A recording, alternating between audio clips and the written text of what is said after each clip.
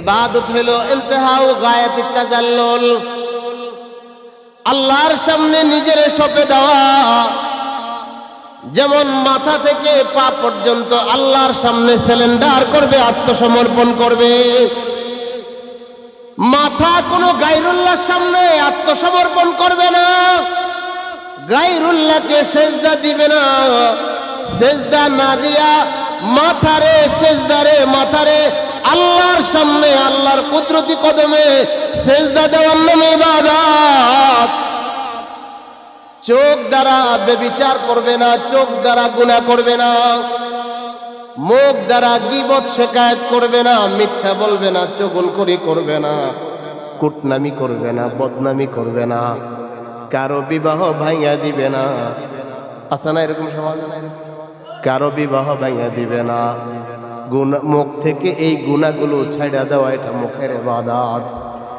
কান দ্বারা আল্লাহর কালামের তেলাওয়াত শোনা, কান দ্বারা আল্লাহর জিকির শোনা, কান দ্বারা আজান শোনা, কান দ্বারা নামাজের তেলাওয়াত শোনা, কান দ্বারা ভালো কথা শোনা, এটা কানের ইবাদত।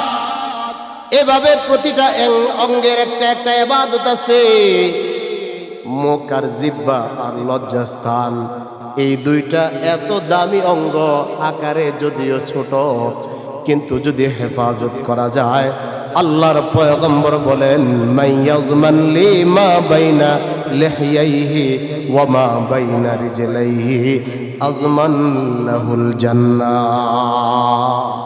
কেউ যদি জিহ্বা আর লজ্জাস্থান হেফাজত করতে পারে, আল্লাহর পয়গম্বর বলেন, আমি নবী ওই উম্মতের জন্য জান্নাতে নিয়ে যাওয়ার গ্যারান্টি দিয়ে দিলাম। আল্লাহুম্মা ওয়াফফিকনা লিমা তুহিব্বু ওয়া তারদা من القول والفعل والعمل والنية إنك على كل شيء قدير. صدق الله مولانا العظيم وصدق رسوله النبي الأمي الكريم. اللهم صل على سيدنا ونبينا وشفيعنا وحبيبنا ومولانا محمد صلى الله تعالى عليه وعلى آله وأصحابه وبارك وسلم.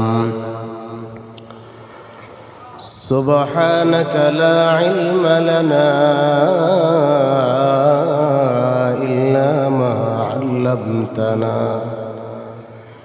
إنك أنت العليم الحكيم. সাদাত জোট ইন্ডাস্ট্রিজ আকিজ বশির গ্রুপের উদ্যোগে আয়োজিত তাফসীরুল কোরআন মাহফিলের মুহতারাম সভাপতি হযরত মাওলানা নুরুল ইসলাম সাহেব, প্রধান অতিথি বিশেষ অতিথি হযরত বুজুর্গ উলামায়ে কেরাম, সামনে উপবিষ্ট শ্রদ্ধাভাজন মুরব্বিয়ানে আযম, পর্দার অন্তরালে শ্রদ্ধেয়া মুহতারামা সম্মানিতা মা ও বোনেরা, আল্লাহ জাল্লা শানু আম্মা নওয়াহুর দরবারে আলিশান শুকর, যিনি আমাদেরকে হায়াতে বাঁচিয়ে রেখে দিল দিমাগ মন মগজ ভালো রেখে কোরআন ও সুন্নাহর কথা বলবার শুনবার পরিবেশে আসবার বসবার তৌফিক দান করেছেন। এজন্য অন্তঃস্থল থেকে কালিমাতুশ শুকর আদায় করছি, আলহামদুলিল্লাহ। আমরা যে কালিমাতুশ শুকর আদায় করলাম, এই তৌফিক কে দিলেন? জোরে করে বলেন। আল্লাহর তৌফিক ছাড়া কোনো ইবাদত করা যায় না, এবং প্রতিটা ইবাদত আল্লাহর কাছে মঞ্জুর করাতে হলে আল্লাহর কাছে তৌফিক চাইতে হয়।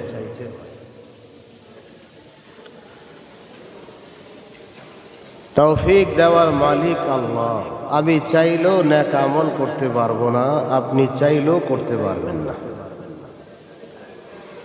যদি না আল্লাহ তৌফিক না দেন। এজন্য আমাদের নবী, আখিরি নবী, সরকারে দু জাহা, তিনি আমাদেরকে শিক্ষা দিয়েছেন যে প্রতিটি কথা এবং কাজে আল্লাহর কাছে তৌফিক চাইতে হয়। قال النبي صلى الله عليه وسلم اللهم وفقنا لما تحب وترضى من القول والفعل। আয় আল্লাহ, আপনি আমারে ইবাদতের তৌফিক দেন। আল্লাহর পয়গম্বর বলেন, আল্লাহ আপনি আমারে ইবাদতের তৌফিক দেন, এমন কথা বলার তৌফিক দেন যেটা আপনি মহাব্বত করেন এবং পছন্দ করেন, এমন কাজ করার তৌফিক দেন যেটা আপনি মহাব্বত করেন এবং আপনি পছন্দ করেন। আল্লাহর পয়গম্বরের এই দোয়া থেকে আমরা বুঝতে পারি আল্লাহর কিছু পছন্দ আছে, আল্লাহর কিছু মহাব্বতের বিষয় আছে। আমি চাইলে এমন কথা আমি বলতে পারবো না যেটা আল্লাহ পছন্দ করে না। আল্লাহর পছন্দসই কিছু কথা আছে যেটা বললে আল্লাহ খুশি হন। আল্লাহর পছন্দসই কিছু কাজ আছে যেটা করলে আল্লাহ খুশি হন। এমন কথা বলা যাবে না, যায় না যেটা আল্লাহ খুশি না। এমন কাজ করা যায় না যেটাতে আল্লাহ খুশি না। ও আমার বাবারা, আমার ভাইয়েরা, আল্লাহর পয়গম্বর দোয়া করতেছেন, আল্লাহুম্মা ওয়াফিকনা লিমা তুহিব্বু ওয়া তারদা। আয় আল্লাহ, আপনি যেটা মহাব্বত করেন, আপনি যেটা পছন্দ করেন, আপনি যেটাতে খুশি, এমন কথা বলার আমি মুহাম্মদকে তৌফিক দেন। মা ইয়ানতিকু আনিল হাওয়া ইন হুয়া ইল্লা ওয়াহয়ুন ইউহা। আল্লাহর পয়গম্বর আল্লাহর কাছ থেকে আদিষ্ট হওয়া ছাড়া কোনো কথা বলে না। আল্লাহর পছন্দ ছাড়া তিনি কোনো কথা বলেন না। আল্লাহর পছন্দ ছাড়া তিনি কোনো কাজ করেন না। সূরা ফাতিহার মধ্যে আল্লাহ আমাদেরকে তালিম দিয়েছেন, ইহদিনাস সিরাতাল মুস্তাকিম। হেদায়েত চাইতে হয়। হেদায়েত, আমি মনে করি আমি তো মুসলমান, আমি আর কি হেদায়েত চাইব না, হেদায়েতটাও চাইতে হয়। ইহদিনাস সিরাতাল মুস্তাকিম। আল্লাহ আপনি আমাকে সঠিক পথের সন্ধান দেন। তার আগে আল্লাহ তাআলা ইয়াকা না'বুদু ওয়া ইয়াকা নাস্তাঈন। আল্লাহ আমি আপনারই ইবাদত করি আর আপনার কাছে আমি সাহায্য চাই। তাইলে ইবাদত চলবে আল্লাহর, সাহায্য চাইব আমি আল্লাহর কাছে। আমি যত ইবাদত করব সব ইবাদতের তৌফিক আমি কার কাছে চাইব? হয় নাই? জোরে করে এখন কার কাছে? ইবাদত চাইতে হয়, যে ইবাদত করা এটা আমার সৌভাগ্য, আপনার সৌভাগ্য হইতেও পারে, নাও হইতে পারে। কিন্তু আল্লাহর কাছে চাওয়ার পরে যদি নাও হয়, এতটুকু ফায়দা যে ইবাদত করলে যে নেকিটা হয়ে যেত, চাওয়ার কারণে আল্লাহ ওই নেকিটা দিয়ে দেয়। সুবহানাল্লাহ কইতেন না? জোরে করে এখন সুবহানাল্লাহ। চাইলে আল্লাহ দিয়ে দেয়, তৌফিক হয় নাই, কিন্তু আপনি চাইছেন, আল্লাহ দিয়ে দেয়। এক নম্বর বিষয় বললাম, ইবাদতের তৌফিক আল্লাহর কাছে চাইতে হয়, হেদায়েতটা পর্যন্ত আল্লাহর কাছে চাইতে হয়, সাহায্য আল্লাহর কাছে চাইতে হয়। এর অর্থ হইল বান্দার মাঝে রবের মাঝে একটা গভীর সম্পর্ক আছে, ওই সম্পর্কটা হলো চাওয়ার সম্পর্ক। কিসের সম্পর্ক? চাওয়ার একটা সম্পর্ক। দুনিয়ার দরবারে আপনি যতবার যাবেন, একদিন না একদিন আপনার জন্য দুয়ার বন্ধ হয়ে যাবে, কিন্তু আল্লাহর এমন একটা রহমতের দুয়ার আছে, যে দুয়ার বারবার চাইলে বারবার খোলে। আল্লাহু আকবার বলে। বারবার চাইলে বারবার খোলে, বারবার চাইলে বারবার আল্লাহ খুশি হয়ে যান। আপনি যতবার চাইবেন তিনি ততবার খুশি। এই জন্য আল্লাহ তাআলার কোনো ঘুমও নাই, তন্দ্রাও নাই, লা তাখুযুহু সিনাতুন ওয়ালা নাওম। আল্লাহর ঘুমও নাই, তন্দ্রাও নাই। কেন জানেননি? আল্লাহ যদি ঘুমায় যান, তিনি যদি তন্দ্রায় যান, এই মুহূর্তে আমি আপনি যদি আল্লাহর কাছে চাই, আর আল্লাহ যদি ঘুমে থাকেন, তাইলে এমন আল্লাহ কেমন আল্লাহ যিনি ঘুমায় গেছেন, আমার ডাক শুনতে পান না, এমন কোন মাওলা আমরা ইবাদত করি না। আওয়াজ করে বলেন ঠিক কিনা? এমন কোন জড় বস্তু, প্রতিমার ইবাদত আমরা করি না, যে প্রতিমা ডাক দিলে শুনতে পায় না, যে প্রতিমার কাছে কোনো কিছু চাইলে দিতে পারে না, এমন প্রতিমার আমরা ইবাদত করি না। আমরা এমন সত্তার ইবাদত করি, যারে আমি এক কদম হাইটা গেলে তিনি আমার কাছে রহমতের চাদর নিয়ে দৌড়ে দৌড়ে আসে। আমরা তো এমন সত্তাকে ডাকি, এমন সত্তার ইবাদত করি। তাহলে এক নম্বর কথা হইল, ইবাদতের তৌফিক আমি আল্লাহর কাছে চাইবো। ইবাদতের তৌফিক চাইতে হয়।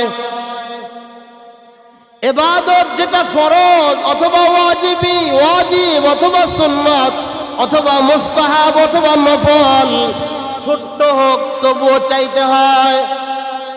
যেমন আল্লাহর পয়গম্বর, হাদিস শরীফে আছে, তিরমিজি শরীফের riwayat, জুতার ফিতা ছিঁড়ে গেছে, তো এটা ঠিক করার জন্য আল্লাহর পয়গম্বর আল্লাহর কাছে বলছেন।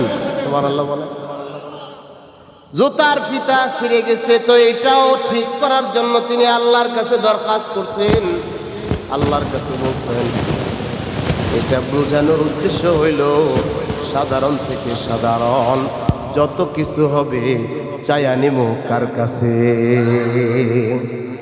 এই কথাটা মাথায় রাখা সব সময়, যে দুনিয়ার দুয়ার বারবার চাইলে এক সময় না এক সময় বন্ধ হয়, কিন্তু রহমতের দুয়ার বারবার চাইলে যতবার চাইবেন ততবার খোলে, ততবার খোলে, ততবার খোলে। আওয়াজ করে বলেন আল্লাহু আকবার। ততবার খোলে। আমার ভাইয়েরা, আমি ইবাদতের তৌফিক আল্লাহর কাছে চাইব। আল্লাহর পয়গম্বর আমাদেরকে এটাই শিক্ষা দেন। দুই নম্বর কথা হইল, আমি ইবাদত করব কার জন্যে? হয় নাই, জোরে করে এখন। এখন বিষয় হলো ইবাদত কাকে বলে।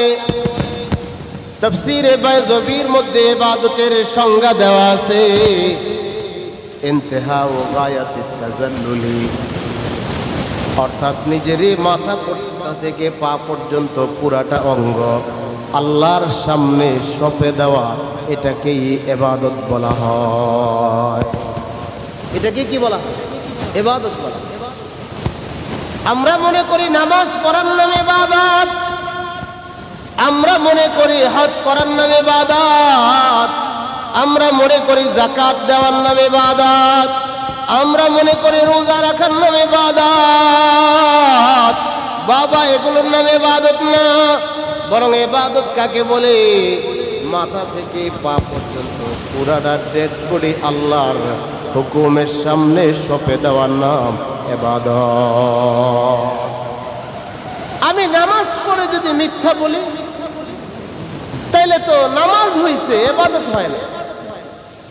আমি নামাজ পড়ে যদি চুরি করি, তাইলে শব্দের সালাত হইছে, ইবাদত হয় না। তো ইবাদত কি? ইবাদত হইল পুরা বডিটাকেই আল্লাহর সামনে সঁপে দাও। আল্লাহ যা পছন্দ করেন তা করা, আল্লাহ যা ভালোবাসেন তা করা, আল্লাহ যে কথা পছন্দ করেন এটা বলা, আল্লাহ যে কাজ পছন্দ করেন এটা করা, আল্লাহ যেটা ভালোবাসেন না, আল্লাহ যেটা পছন্দ করেন না, এটা ছেড়ে দেওয়ার নামটাই হলো ইবাদত। কথা কন না? এটার নাম কি? ইবাদত। তাইলে নামাজ পড়া, রোজা রাখা, হজ করা, এগুলো তো আল্লাহর হুকুমের অন্তর্ভুক্ত, আল্লাহর হুকুমের অন্তর্ভুক্ত। তাহলে একটা লোক নামাজ পড়ছে কিন্তু তার মধ্যে কোনো পরিবর্তন নাই। তাহলে এই নামাজ পড়ার পরেও যে পরিবর্তন আসতেছে না, বুঝা গেল তার মধ্যে ইবাদত আসতেছে না। বুঝাইতে পারতেছে? ইবাদত আসতেছে। তাহলে এই দুইটা অঙ্গের ইবাদত কি? এই দুইটা অঙ্গের ইবাদত হইল এগুলোর গুনাহ থেকে বাঁচায় রাখা। হাতের ইবাদত হইল হাত দ্বারা ভুল দলিল, ভুয়া দলিল না করা। করে না? করে না? বোনের সম্পত্তি ভাই আত্মসাৎ করে, ভাইয়ের সম্পত্তি ভাই আত্মসাৎ করে, অসুস্থ বাবা বলে তার কাছ থেকে টিপসই নিয়ে নেয়, হয় না? হয় না? হাত দ্বারা যে গুনাহগুলো করা হয়, এই গুনাহ থেকে হাতরে বাঁচায় রাখা, এটা হাতের ইবাদত। আপনি যদি কোরআনুল কারীম ধরেন, আপনি যদি হাত দ্বারা আল্লাহ বাইতুল্লাহ শরীফের হজরে আসওয়াদ এটা যদি স্পর্শ করেন, আপনি যদি বাইতুল্লাহর কালো গিলাফটা ধরেন, হাত দ্বারা যদি আপনি এই বরকতি হাত দিয়ে আব্বার সঙ্গে আম্মার সঙ্গে মুসাফা করেন, তাইলে এগুলোর হাতের ইবাদত। আলেম ওলামাদের সঙ্গে মুসাফা করেন, এগুলো হাতের সুব্যবহার, এগুলো হাতের সুব্যবহার। এগুলো করবেন তো এটা ইবাদত হবে, নেকি হবে। এভাবে প্রতিটা অঙ্গের আলাদা আলাদা ইবাদত আছে। এবার মাথা থেকে পা পর্যন্ত আপনি পাকে সিনেমা হলের দিকে নয়, আপনি পাকে ব্যবহার করলেন মসজিদের দিকে। এটা পা দ্বারা আপনি অন্যকে ক্ষতি করার জন্য নয়, কারো দোকানে আগুন লাগানোর জন্য নয়, কারো বাড়ি পুড়ে দেওয়ার জন্য নয়। এই যে সামনে নির্বাচন আসতেছে, ওই নির্বাচনের সময় অপর পক্ষকে আপনি প্রতিহত করার জন্য, দুর্বল করার জন্য আপনি হকি স্টিক নিয়ে গেলেন, আপনি অস্ত্র নিয়ে দৌড়ায় গেলেন। এই যে হাতটাকে অপবিত্র জায়গায় অপাত্রে ব্যবহার করতেছেন, পাটাকে ব্যবহার করতেছেন, এরপরও যদি আপনি মসজিদে যেয়ে নামাজ পড়েন, এটা নামাজ নয়, এটা ভণ্ডামি। তাইলে আপনি পাকে অপাত্রে ব্যবহার করতেছেন, যেখানে ব্যবহার করা দরকার এখানে ব্যবহার হচ্ছে। আমরা ইবাদত বলতে কি বুঝি? নামাজ আদায় হয়েছে, এটা ইবাদত হয়ে গেছে। কিন্তু চুরি, বাটপারি, সিটারি, দুর্নীতি, রোডের জায়গায় বাস, কথা কনা, রাতের অন্ধকারে হাজার কোটি টাকা বিদেশে পাচার, হয় না? হয় না? তাইলে আপনি আল্লাহরও ডাকলেন, শয়তানরাও খুশি করলেন, দুইটা মিলে কি ইবাদত হয় নাকি? দুটো মিলে এত ইবাদত হয়। এই যে এখন তো 2026 সাল শুরু হইলো, আজকে জানুয়ারির 2 তারিখ, 31শে ডিসেম্বরের রাত 12টায় 31st নাইট। আমরা তো গ্রাম অঞ্চলের মানুষ, এগুলো তেমন আয়োজন নাই, কিন্তু শহরে তো এটা ব্যাপক আকারে করা হয় না? হয় না? ব্যাপক আকারে করা। তাহলে এই যে একটা গুনাহের সমারোহ, গুনাহের আয়োজন রাত 12টায়, আমাদের দেশের যুবকরা করতেছে। তো এখানে অর্থের অপচয়, এখানে পুরা ডেড বডিটাই আল্লাহর নাফরমানিতে শয়তানের সন্তুষ্টির পথেই যুবকরা ব্যয় করে দিচ্ছে। আওয়াজ করে বলেন ঠিক না বেটি? ব্যয় করে দিচ্ছে। তাহলে ইবাদত আল্লাহর জন্য হবে এবং পুরা বডি দিয়ে হবে। আল্লাহর পয়গম্বর বলেন, যখন তোমার 40 বছর হয়ে যায়, তুমি একটু চিন্তা করো আখিরাতের দিকে তোমার মনোযোগ কি পরিমাণ, আখিরাতের প্রতি তুমি ধাবমান কি পরিমাণ।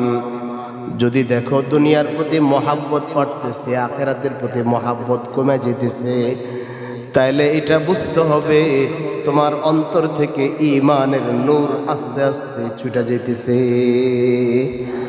আর বয়স বৃদ্ধির সাথে সাথেই যদি তুমি দেখো যে না, কদম বকদম আখিরাতের দিকেই তোমার দৃষ্টি, এবং যখনই সুযোগ হয় একটু তেলাওয়াত, যখনই সুযোগ হয় একটু জিকির, যখনই সুযোগ হয় একটু দুরূদ শরীফ, যখনই সুযোগ হয় একটু সাদাকা, যখনই সুযোগ হয় একটু ভালো কথা, যখনই সুযোগ হয় নেক কথা, মিথ্যা ধোঁকাবাজি প্রতারণা ছলনা এগুলো থেকে নিজেরে গুটিয়ে রাখতে পারতেছি, তাইলে বোঝা যায় যে আমার কদমটা বকদম আখিরাতের দিকেই যাচ্ছে। ঠিক না বে ঠিক? আখিরাতের দিকেই যাচ্ছে। ইবাদত করব আমি আল্লাহর জন্য। ইবাদতের মানা হলো, অর্থ হলো নিজের সব কিছু আল্লাহর সামনে আত্মসমর্পণ করে দেওয়া। নিজের কোনো যুক্তি, নিজের কোনো বুদ্ধি আল্লাহর হুকুমের সামনে কোনো কিছু টেকসই না। আমি যদি বুঝি আর না বুঝি, যদি এটা আল্লাহর হুকুম হয়, আমি বুঝি আর না বুঝি যদি এটা নবীর আদর্শ হয়, বিনা বাক্যে মেনে নেওয়া এটাই হলো ইবাদত। বিনা বাক্যে মেনে নেওয়া এটার নাম কি? ইবাদত। এজন্য হযরত আব্দুল্লাহ ইবনে ওমর রাদিয়াল্লাহু তাআলা আনহু বাজারে যাইতেন খুব বেশি বেশি। ওনার খাদেম ওনাকে জিজ্ঞাসা করেছে, হযরত বারবার আপনি বাজারে যে যান, কেন যান এটা তো বুঝি না, কোনো কিছু আপনি কিনেন না, কোনো কিছু আপনি বিক্রিও করেন না, তাইলে বারবার আপনি বাজারে কেন যান? হযরত আব্দুল্লাহ ইবনে ওমর রাদিয়াল্লাহু আনহু বলেন, বারবার বাজারে যাই দুইটা কারণে। একটা হইল আল্লাহর পয়গম্বর বাজারে গিয়ে যে দোয়াটা পড়তেন, ওই দোয়াটা পড়বার জন্য আমি বাজারে যাই। 2 নম্বর, আল্লাহর পয়গম্বর বলছেন যেই লোকটা বেশি মানুষরে সালাম দিবে, আগে সালাম দিবে, তার অহংকার মুক্ত হয়ে যায়। বাজারে বেশি মানুষ পাওয়া যায়, আল্লাহর পয়গম্বরের ওই সুন্নাহ সালামের সুন্নতটা আদায় করার জন্যে আমি বাজারে বেশি বেশি যাই। সুবহানাল্লাহ কইতেন না? জোরে করে কই সুবহানাল্লাহ। তাহলে আমরাও তো বাজারে যাই, আমাদেরও বাজারে যাওয়া হয়, কিন্তু আমাদের বাজারে যাওয়া এমনিই যাই, কতক্ষণ ঘুরে টুরে আমরা চলে আসি, এই তো। তাহলে আমারও বাজারে যাওয়া হয় প্রতিদিন, কিন্তু আমার উদ্দেশ্যটা আর আব্দুল্লাহ ইবনে ওমর রাদিয়াল্লাহু আনহুর উদ্দেশ্যটা পার্থক্য আছে না নাই? তাহলে প্রতিটা কদম মুমিন ইমানদার কদম ফেলবার সময় চিন্তা করবে এখানে আমার কোনো ইবাদতের সুযোগ আছে কি নাই। যদি সুযোগ এসে যায় তো করে ফেলা, সালাম দেওয়ার সুযোগ হয়েছে দিয়ে ফেলা, মুসাফা করার সুযোগ হয়েছে করে ফেলা, বলে মুআনাকা করার সুযোগ হয়েছে করে ফেলা, একটা সত্য কথা বলবার সুযোগ হয়েছে বলে ফেলা, এরপরে একটা ভালো কাজের দিকে মানুষকে বলার সুযোগ হয়েছে বলে ফেলা। অর্থাৎ নেক কাজের ছোট হোক বড় হোক সুযোগ হইয়া গেলেই করে ফেলা। কারণ সুযোগ যখন হাতছাড়া হয়ে যায় এইটা আর পুনরায় আর ফিরে আসে না। 2026 সালের 7টা এত, আগামী বছর 2026 সালের 7টা এত হবে না 27 হবে? কথা কেন? এটা তো 27 হয়ে যাবে, এটা তো আর 26 আসবে, আর 26 হয়ে যাবে। তাহলে আমার আপনার এই যে তাফসীর মাহফিল বা ওয়াজ নসিহতের ওলামায়ে কেরাম আসবেন আমাদের বাদেশা ইনশাআল্লাহ, জাফরপুর মসজিদের সম্মানিত ইমাম সাহেব অনেক সুন্দর আলোচনা করেন, গুরুত্বপূর্ণ বয়ান করবেন। সেই বরিশাল থেকে এই শহীদুল ইসলাম সিদ্দিকী সাহেব হুজুর আসতেছেন, অনেক চমৎকার আলোচনা করেন। ওনাদের আলোচনাগুলো শোনার উদ্দেশ্য হইল আমল।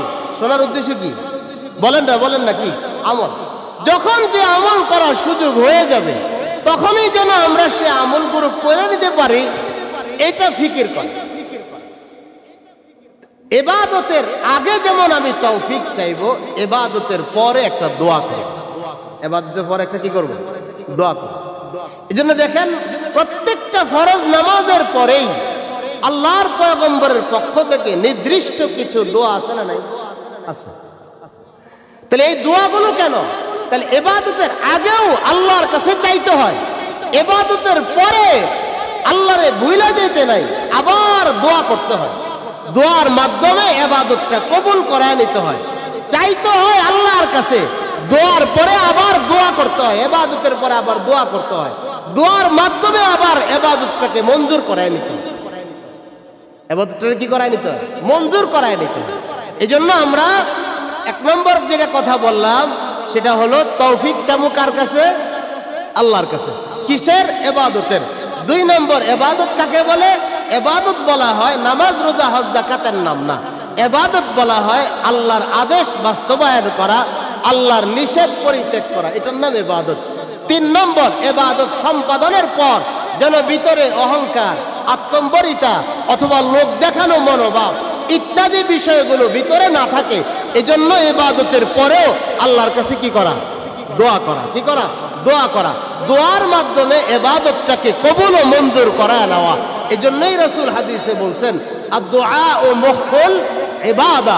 দোয়া হইল ইবাদতের সার, দোয়া হইল ইবাদতের মগজ।